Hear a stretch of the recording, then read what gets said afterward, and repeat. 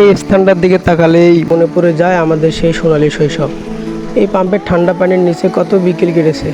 বড় ভাই, ছোট ভাই, বন্ধু বান্ধব মিলে পাশে মাঠে ঘন্টার পর ঘন্টা খেলতাম।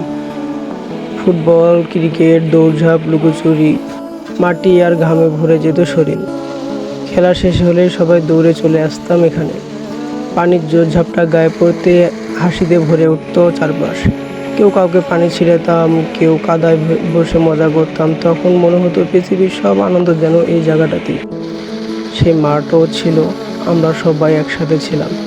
কত গল্প, দুষ্টুমি, সময় যেন থেমে থাকতো সেখানে। এখন সবাই বড় হয়ে গেছে, ব্যস্ত জীবনে হারিয়ে গেছি আমরা। কিন্তু এখন সময় বদলে গেছে, মাঠ আছে, পাম্প আছে, শুধু আমরাই নেই। জায়গাটা আজ নিঃশব্দ শূন্য হয়ে আছে। খুব মিস করি ছোটোবেলা, সেই নির্ভেজাল দিনগুলোকে। আর ইচ্ছে করলেও কখনো সেই ছোটোবেলাকে ফিরে যেতে পারবো না।